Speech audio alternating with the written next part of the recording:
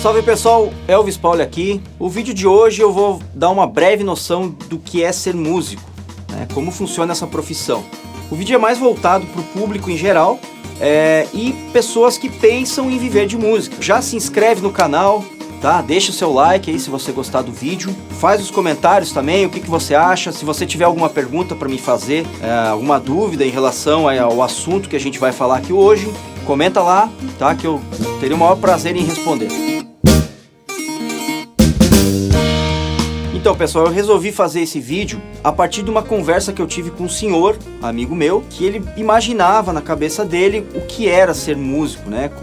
Como isso funciona. E diferente do que a maioria das pessoas pensam, ser músico não é só tocar. Performance de palco é uma das vertentes que você está trabalhando no meio musical, mas não é só isso.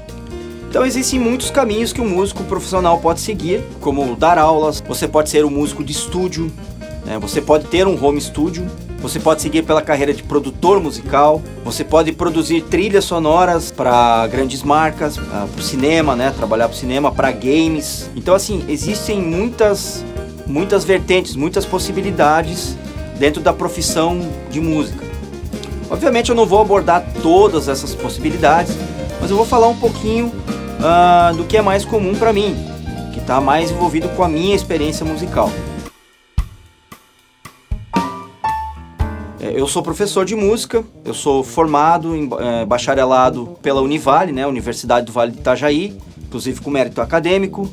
Eu tenho mais de 35 anos de experiência trabalhando dentro desse meio. Atualmente eu dou aulas tanto particulares quanto aulas online também. Bom, as aulas de bateria hoje, né, ficaram muito mais práticas. No meu tempo, o professor me passava uma folha, eu levava para casa, estudava aquela folha durante a semana, tirava um xerox, né, uma cópia no caso, e na semana seguinte eu trazia a folha original, entregue pro professor, e a minha folha colocava dentro de uma pastinha, né, que eu tenho até hoje, por sinal. Com a tecnologia tudo ficou muito mais fácil. Muitos alunos eu já faço os vídeos, já mando junto com as instruções do que estudar, como estudar, e isso facilita muito a vida do aluno. Atualmente eu tenho alunos que vão dos 7 até os 75 anos. Bom, e assim, caso você não tenha um espaço onde você pode dar aulas particulares, você pode sim dar aula em escola de música, você pode seguir uma carreira acadêmica, né? Para isso você vai ter que estudar mais e mais, né? Você vai ter que se especializar, fazer uma pós, fazer um mestrado, um doutorado. Não é diferente de outras profissões, né? Se você quiser seguir esse caminho. Bom, agora a gente vai falar sobre músicos de estúdio. Talvez você nunca tenha ouvido falar disso, mas existem sim músicos especializados em gravar em estúdio. Acho que antes de mais nada, é importante a gente passar um breve resumo de como funciona uma gravação.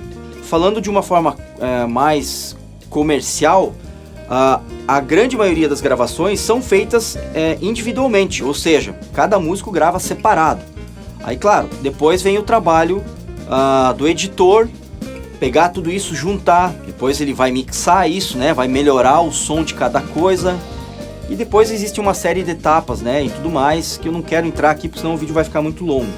Mas enfim, você deve estar se perguntando, tá, mas tocar em estúdio não é a mesma coisa que tocar ao vivo? E eu te falo que não.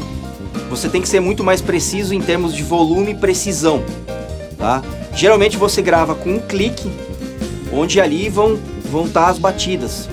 Quanto mais em cima dessa reguinha as batidas estiverem, né, ou as notas estiverem, menos trabalho o pessoal que trabalha com edição e mixagem vai ter posterior à tua gravação, né? Então lá no final do projeto, o que era para ter levado 10 horas a sessão da gravação, vai levar 6 horas, porque esse músico já poupou o trabalho de um monte de gente e ele gravou mais rápido.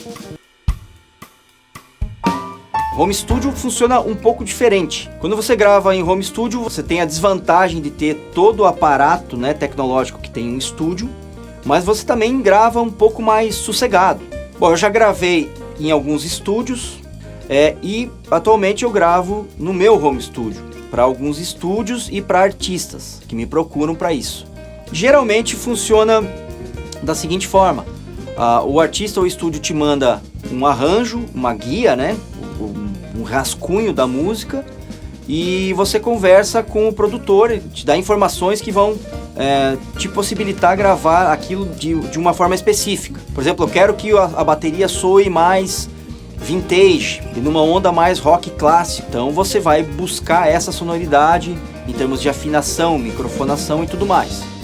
E existem ainda arranjadores que mandam com partituras, né? Mandam referências, partituras e tudo mais, que facilita bastante o teu trabalho. Agora a gente vai falar sobre arranjador ou produtor. Embora sejam coisas diferentes, elas andam meio que juntas. Bom, traduzindo é o seguinte, ele tem a função de pegar uma música e criar uma nova roupagem ou criar uma nova música a partir da ideia do artista. Um arranjador trabalha assim com bandas menores e com artistas menores, mas na grande maioria das vezes trabalha mais para corais, orquestras, big bands, bandas maiores, onde você precisa sim ter partituras. Então um arranjador ele tem que ter um vasto conhecimento sobre instrumentação, sobre a grade de instrumentos, sobre música de uma forma bem ampla, né? Para conseguir criar esses arranjos e deixar isso de uma forma atrativa e criativa, além da coerência musical, obviamente. Bom, a produção já tem mais a ver com gerenciamento de várias coisas dentro da música. É esse cara que vai dizer como gravar, que timbre usar para guitarra, que timbre usar para o contrabaixo, qual é a bateria que a gente usa, qual é a linha de som que a gente vai seguir. Essas informações podem sim ser passadas para um arranjador, se tiver um arranjador. Às vezes ele vai dar uma cara para o trabalho que ele vai conseguir sentir isso no artista. Ele vai pegar o que tem de melhor no artista e vai trazer isso para a música, né? Enaltecendo essas coisas, né? Enfim, produção é uma coisa muito ampla, né? Mas basicamente é isso. Bom, agora sim a gente vai falar de performance. Bom, a maneira mais comum que a grande maioria das pessoas sabe é você ter uma banda, né, ao qual você vai escolher um repertório. Então todo mundo vai lá, faz o seu dever de casa, tira a música em casa, você volta, ensaia, e aí sim você começa a tocar na noite, começa a tocar em casas, ou sei lá, qual é o direcionamento que a tua banda vai ter. Você pode criar uma banda, sei lá, para tocar só casamentos, para tocar só cerimônias, ou você pode ter um outro foco. Mas basicamente você ter uma banda funciona dessa forma, né? Você vai achar os músicos, vai criar uma unidade ali, um coletivo e vai trabalhar com aquilo. Outra forma de performance que eu volta e meia faço é relacionado a gigs de jazz. Importante especificar o que significa gig. Gig é o que a gente chama na gíria musical de toque, né? É o toque que você vai fazer. E quando a gente fala de jazz, né? Uma gig de jazz, um toque, vai tocar jazz, não é necessariamente aquele jazz americano, né? Tradicional. É importante frisar que o jazz é o termo que a gente utiliza quando a gente se refere àquele estilo musical. Ou seja, é um estilo que tem bastante improviso de todos os músicos e interação entre os músicos.